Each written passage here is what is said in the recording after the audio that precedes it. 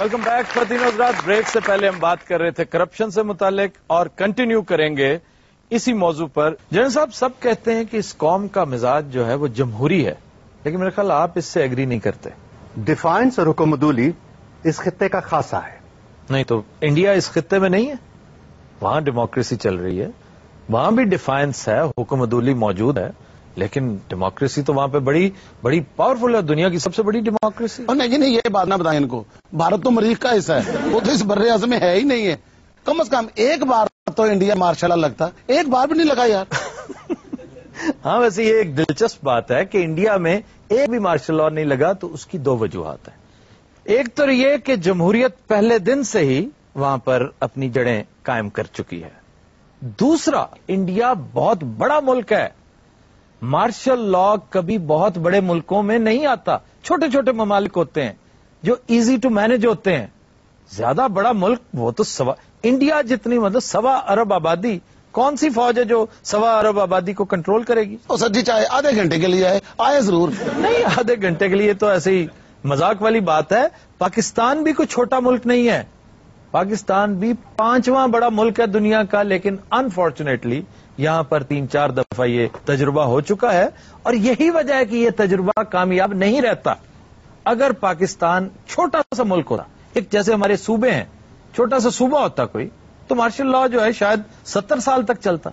ये बड़ी मुनासिब मिसाल दी जाती है तुर्की और कोरिया की, कि वहां पर फौजी जर्नैलों ने इक्तदार पर कब्जा किया, जमहूरियत का किबला दुरुस्त किया, और आज डेमोक्रेसी वहां पर आपको बड़ी फ्लरिश करती नजर आती है।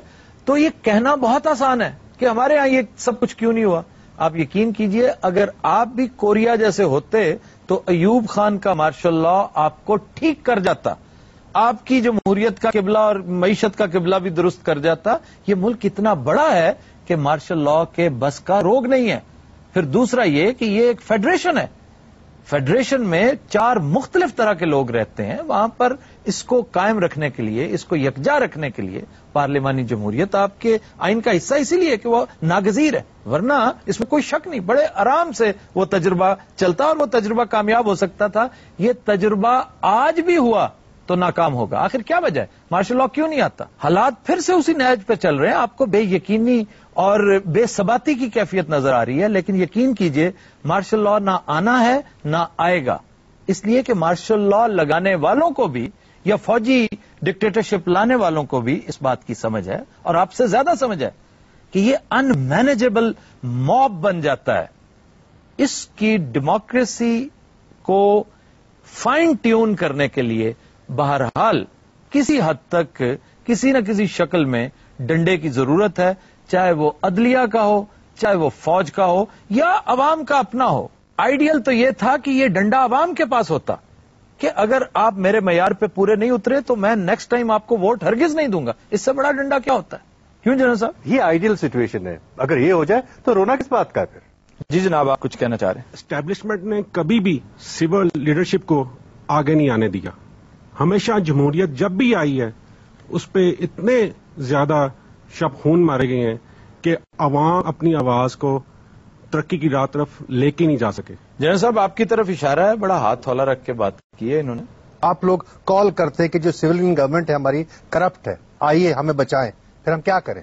या आपका तमाशा देखें या कि आपके ऊपर हुकूमत करें? दर्द में बड़ा गोया कमाल भाया मानना इन्होंने वास्ते बहुत सारिया तालियां बजाओ जी।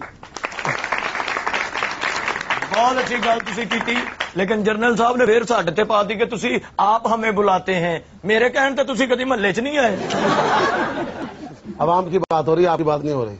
तो मैं की परिंदा? बड़े बड़े जो रिटायर अफसर ने ना जनाब, इन्होंने कोल बैठ के बिस्कुट चुक लो तो माइंड कर देंगे, भाई मैं बात कर रहा हूं, तुम बिस्कुट उठा रहे हो, मैं डिस्टर्ब हो रहा हूं। जनाब मोहतरम, मेरी बात का बुरा नहीं मानना, आप बोला करने लगता आप तस्वीर उतरवा रहे हैं। मैं आपकी किसी बात पे नाराज नहीं हूं, मुझे तो आपकी मासूमियत पे प्यार आता है। जी जनरल साहब, जिस तरह 11 साल पहले नवाज शरीफ की मासूमियत पर आपको बड़ा प्यार आया था। जय साहब, आपको कोई मसला है या महज आदतन साफी बनने की कोशिश कर रहे हैं? और नहीं सर, मैंने आपके साथ मसला पैदा करके गायब होना है। मुझे क्या जरूरत है आपके साथ मसला पैदा करने की? सर जी, मेरा भी आपसे एक सवाल है, ये जनरल रिटायर क्यों नहीं होते? ये हमेशा जनरल हमीद गुल ही रहते हैं। ये कभी नहीं सुना कि कमिश्नर हमीद गुल, ایڈیٹر حمید گل، ڈائریکٹر حمید گل، یہ ہمیشہ جنرل ہی رہتے ہیں. بہت آنر کی بات ہے ملک صاحب. سابق جنرل ہونا اتنی ہی آنر کی بات ہے جتنا کا حاضر سروس جنرل ہونا، لیکن سابق منسٹر ہونا از ویری پیتھیٹک. اب ملک صاحب ذرا دھیان نال جنرل صاحب ہوں دبکے مارن تے آ گئے جے، اور اگلا دبکا تھی سہن جو کہ ہے نہیں تو کوٹ ٹھلا ہو جانا. آپ پچھلے 2 شوز سے بھانڈزم کر رہے ہیں. تو آپ 60 سال سے جو جرنلزم کر رہے ہیں وہ کسی نے آپ کو روکا ہے؟